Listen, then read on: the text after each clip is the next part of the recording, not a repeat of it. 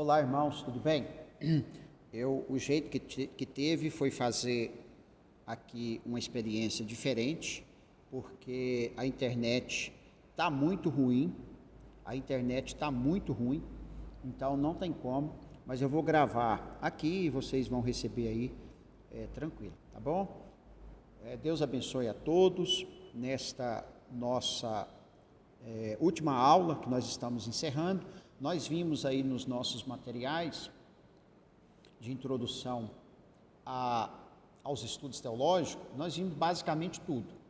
E na última aula que nós tivemos, nós falamos sobre as principais áreas da teologia sistemática, né? Nós citamos, que está aí na página de número 16, que é a doutrina de Deus, a doutrina do homem, a doutrina do pecado, a doutrina dos anjos e sucessivamente, né? Falamos todas até o final. E o tópico seguinte é o tópico de teologia bíblica e teologia exegética. Nós também comentamos sobre o que é teologia bíblica. Teologia bíblica é quando a pessoa quer ter um conhecimento dos livros bíblicos, sem importar com o tema, sem importar como a teologia sistemática faz. Mas essa pessoa tem uma preocupação de saber quem foi esse autor, por que ele escreveu aquele assunto, né, e a fundo naquele contexto.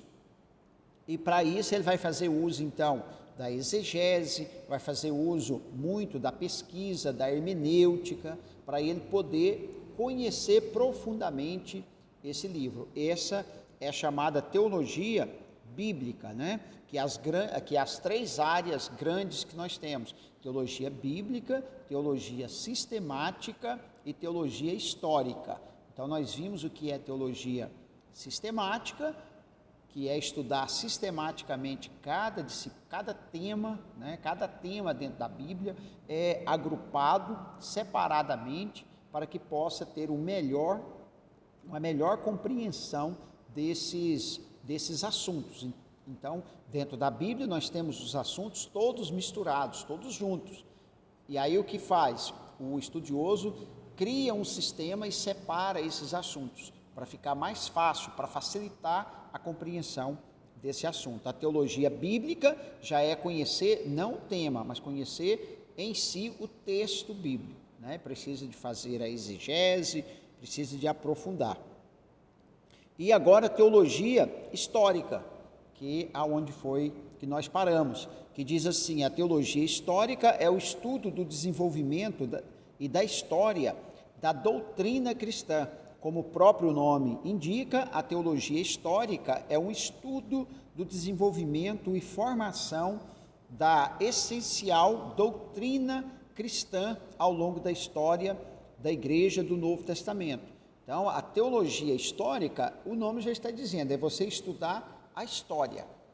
O que foi que a teologia produziu, o que foi que a teologia fez, o que foi que a igreja fez, né? O que a igreja produziu, o que a igreja fez, qual foi a expansão da igreja. E quando nós falamos igreja, de 2000 anos para cá, desde Atos dos Apóstolos até os nossos dias. E aí a gente passa por vários períodos: o período apostólico, o período pós-apostólico, o período patrístico, o período da Idade Média, o período da Reforma Protestante, o período do chamado das missões, né, dos avanços das missões em todo o mundo, e até chegar na igreja atual, na nossa contemporaneidade, né? A teologia histórica também pode ser definida como estudo de como os cristãos em diferentes períodos históricos compreenderam diferentes temas ou temas teológicos, como a natureza de Deus, a natureza de Jesus Cristo, a natureza e a obra do Espírito Santo, a doutrina da salvação. Então, através da história, nós conseguimos perceber como é que a igreja percebia ou assimilava esses ensinamentos que nós temos hoje. né? Hoje nós já estamos num patamar bem mais desenvolvido, bem mais tranquilo, porque as doutrinas principais da igreja já foram fundamentadas, então nós já temos elas bem mais fácil para nós. Nós temos aí um primeiro período, chamado período patrístico, esse período também chamado de pais da igreja. Esse período patrístico, ele vai do ano 100 ao ano 400 depois de Cristo. O que foi que nesse período aconteceu? O que a igreja, como que a igreja se desenvolveu, como ela andou, como ela caminhou, assim que o último apóstolo, que foi João, morreu, como que a igreja trabalhou daí para frente. Então, os novos líderes que vieram assumindo, até chegar nos nossos dias, a liderança atual. Então, nós temos aí o período chamado patrístico, que vai do ano 100 ao ano 400, depois nós temos a Idade Média e o Renascimento, que vai de 500 até 1500 depois de Cristo, o período da Reforma e também da pós-reforma, que vai aí entre 1500 e 1750, e o período moderno, que vai de 1750 até os nossos dias, até o momento que nós estamos, é chamado período moderno. Alguns estudiosos já começam a trabalhar e dizendo que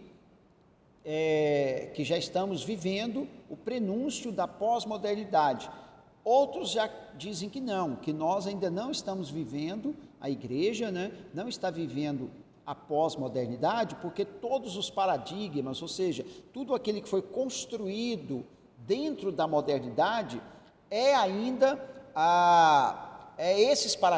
são esses paradigmas que ainda existem, ainda não tem paradigmas novos. Tem pessoas, né, pensadores, estudiosos que estão já trabalhando e começando, mas por enquanto ainda não. E diz assim: o objetivo da teologia histórica é compreender e descrever a origem histórica das principais doutrinas do cristianismo e traçar o desenvolvimento dessas doutrinas ao longo do tempo.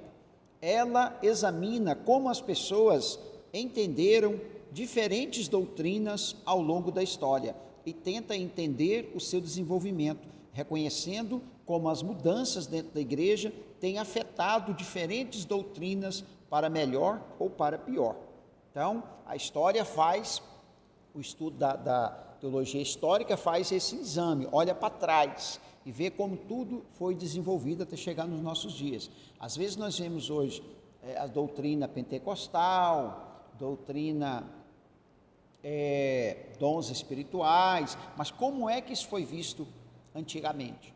Então houve toda uma construção, as coisas não estão na Bíblia, claro e evidentes, para que, da forma que nós já conhecemos agora, não, então houve um preparo, houve um trabalho, e isso até hoje tem divergências, né? Tem muitas divergências nos meios evangélicos, existe aqueles que creem que os dons espirituais acabaram com a igreja primitiva, existe aqueles que não, que creem, né?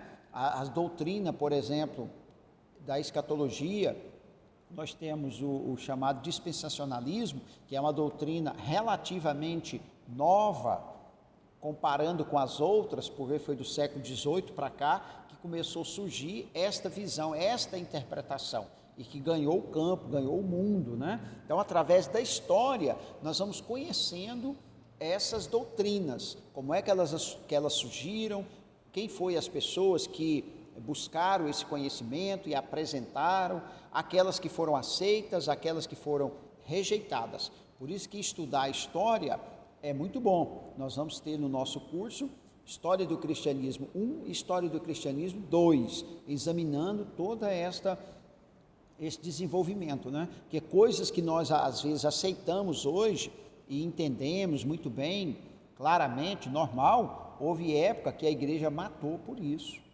As pessoas se mataram, por exemplo, até a própria Igreja de Deus, que é nova, quando começou a ter o derramamento do Espírito Santo, o batismo com o Espírito Santo, os dons do Espírito Santo, a igreja foi atacada por outras igrejas, foi incendiada, né? E até hoje há essas rivalidades, por causa de desenvolvimento e compreensão teológica. A base para estudar a teologia histórica é encontrada no livro de Atos. Lucas registra o início da igreja cristã, enquanto continua em direção ao seu objetivo de relatar todas as coisas que Jesus começou a fazer e a ensinar.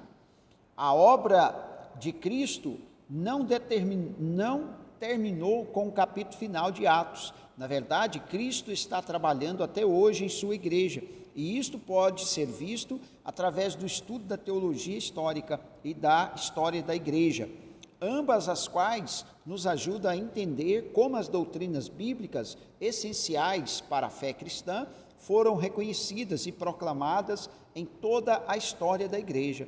Paulo advertiu os anciãos de Éfesos que em Atos 20, 29 e 30, para esperar lobos vorazes que ensinariam falsas doutrinas. É através do estudo da teologia histórica que vemos quão verdadeira a advertência de Paulo acabou sendo, à medida que entendemos como as doutrinas essenciais da fé cristã foram atacadas e defendidas ao longo dos quase 2000 anos da história, já passado, de 2000 anos de história.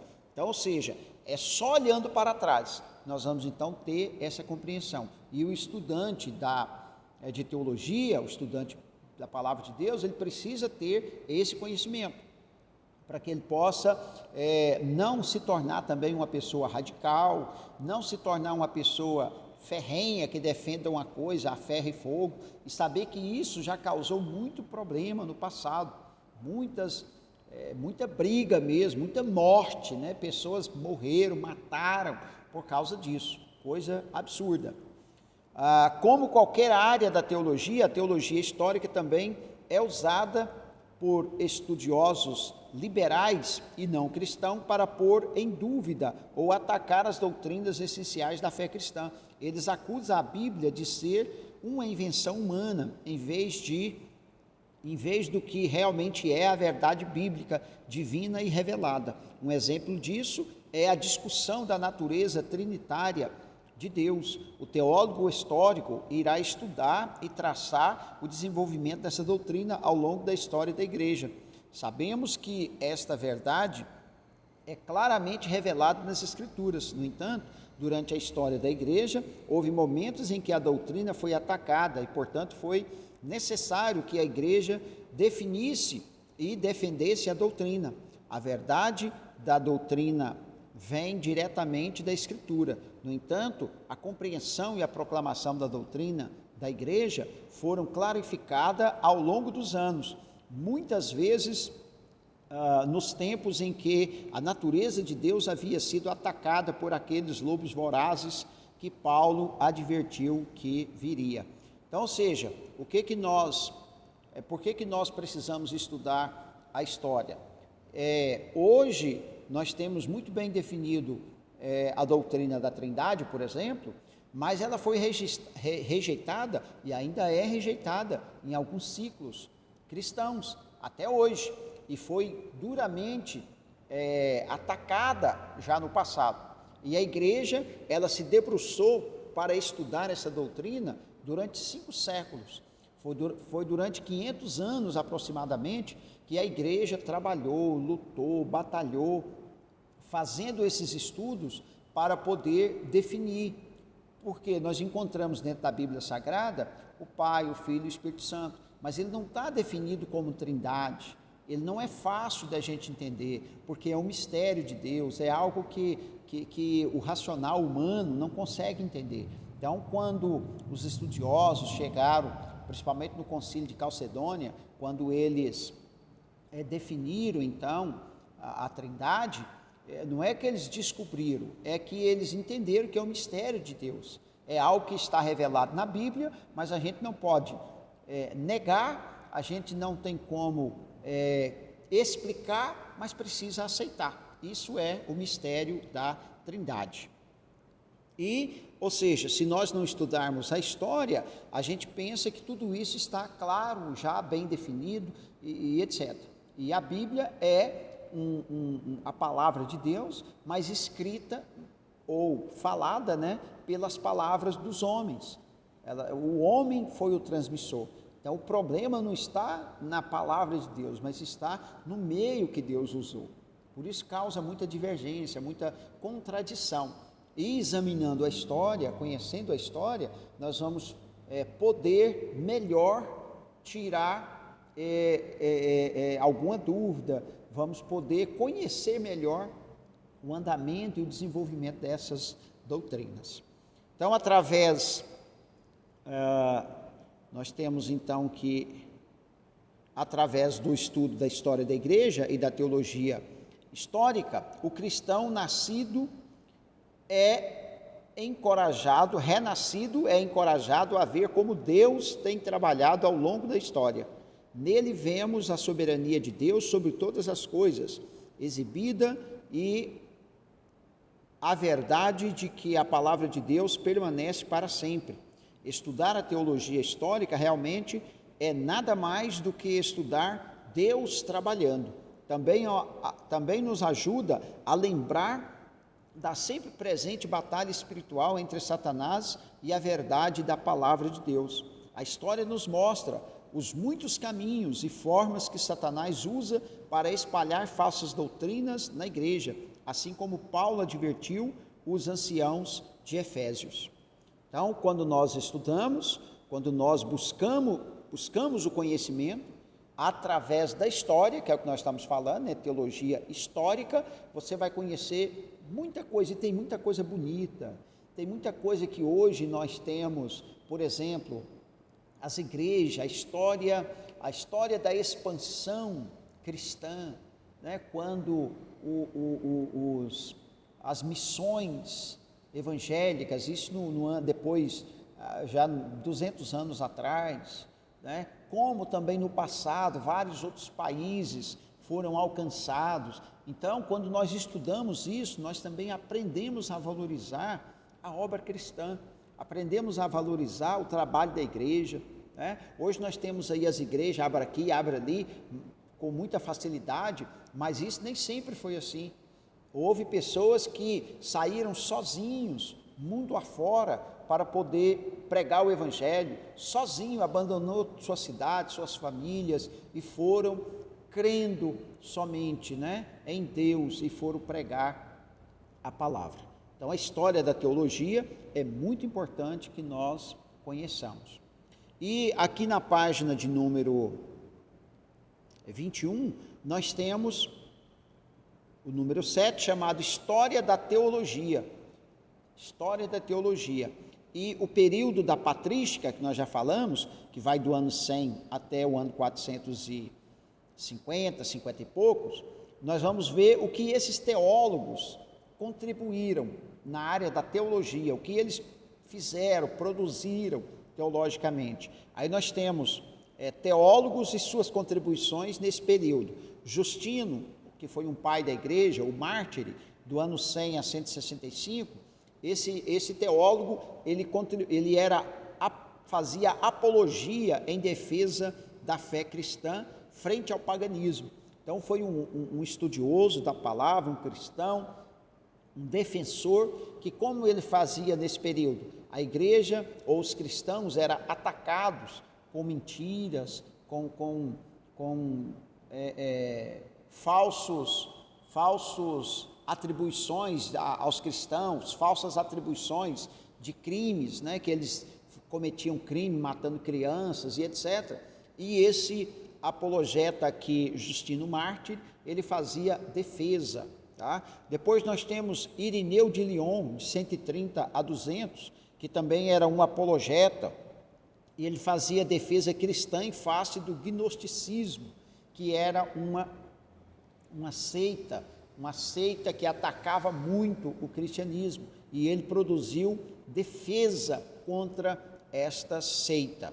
Orígenes também, que foi um teólogo, ele foi também apologeta e contribuiu em duas áreas, na interpretação alegórica e na cristologia.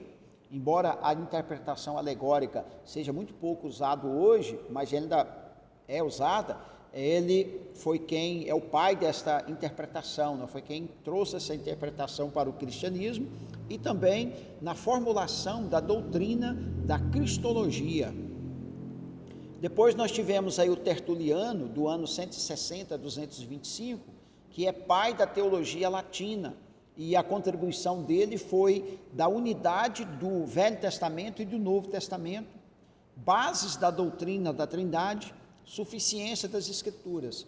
O que é isso? O que isso significa? Por exemplo, pai da teologia latina. Então, ele que pregou, ele deu os fundamentos para a teologia latina, os povos latinos. Unidade do Velho e do Novo Testamento, porque ainda existe críticos que não admitem que o Antigo Testamento seja interpretado através do Novo. O Novo, ele veio como uma luz, muita coisa que estava oculto no Antigo Testamento, o Novo Testamento ele veio trazer esta luz, porque o próprio Cristo, o próprio Jesus, ele veio trazer interpretações. Depois o Espírito Santo, usando também os apóstolos, eles puderam também fazer reinterpretações do Antigo Testamento, trazendo significados, então, mais corretos. E ele trouxe essa contribuição, unidade do Antigo e o Novo Testamento. Então, a Bíblia ela é uma só, os dois testamentos. Base da doutrina da Trindade também, ele também contribuiu com a doutrina da Trindade. Suficiência das Escrituras, que muitos, principalmente católicos, dizem até hoje, que as Escrituras não é suficiente para falar de Deus. Então, eles precisam que o Papa venha trazer as suas interpretações, que o Papa tenha autoridade igual à Bíblia para poder falar, e ele veio dizer que, e essa doutrina foi sustentada também pela Reforma, a suficiência das Escrituras. As Escrituras, elas têm força suficiente para falar de Deus, elas é autoridade. Depois nós tivemos Atanásio, de 296 a 373, que contribuiu com a cristologia e a doutrina da encarnação. Irmão, vou desligar aqui o refrigerador, que está muito gelado. Dá licença.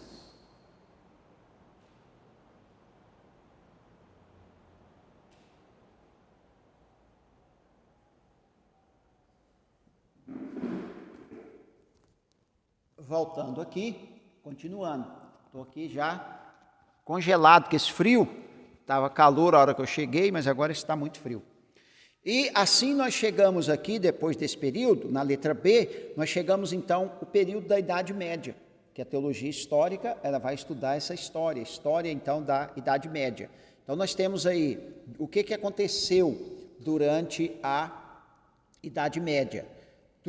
Durante a Idade Média, o estudo bíblico esteve completamente subordinado ao dogma eclesiástico, principalmente da Igreja Católica. A teologia bíblica foi usada apenas para reforçar os ensinos dogmáticos da Igreja, os quais eram fundamentados na Bíblia e na tradição católica. Então, ou seja, esse período de 400 até o ano de 1500, que é o período chamado Idade Média, a Igreja Católica, ela usava as doutrinas bíblicas simplesmente para poder fundamentar as suas teses, as suas tradições. Mas esse período foi um período bastante obscuro, porque a Igreja Católica era quem tinha o poder, era ela que era detentora, pela força e pela bravura da Igreja. Então, esse período foi um período muito triste, uma página muito ruim na história. Depois, chega em 1500, nós temos a Reforma Protestante. Os reformadores reagiram contra o caráter não bíblico da teologia dogmática. Insistiram em que a teologia deve estar fundamentado apenas na Bíblia. O lema dos reformadores era: a Igreja não determina o que as Escrituras ensinam, mas as Escrituras determinam o que a Igreja deve ensinar. O princípio fundamental era Scriptura Scripturae Interpretis, isto é, a Escritura é intérprete da Escritura. Nesse período, da Idade Média, a igreja criou muitas doutrinas totalmente heréticas, doutrinas que nós vemos aí, a doutrina do purgatório, a doutrina da ascensão e da perpétua virgindade de Maria, oração pelos mortos, muita coisa foram criada. Por quê? Porque eles não tinham a Bíblia como regra de fé. A Bíblia não é que orientava a igreja, mas eles é que orientavam, né? E os reformadores, que já vinham lutando há muitos anos, há muito tempo, para poder rever essa situação, conseguiu então muita força com Martinho Lutero, no período de Martinho Lutero, que era advogado, que era estudioso, que conhecia a língua grega, hebraica, latim, e que era também um monge, né? Era um padre, era uma pessoa muito devota e queria a verdade, conhecer a verdade. Então, quando chega nele, culminou-se a reforma. Houve esse protesto, né? Eles protestaram contra esses ensinamentos errados, errôneos, que a igreja estava propagando há séculos, dominando, matando as pessoas, né? Então, eles conseguiram romper com isso. A igreja protestante rompeu com isso, porque teve apoio de reis, apoio de muitas pessoas importantes, porque senão também não teria condições. E houve a reforma e depois houve a contra-reforma, que foi o revide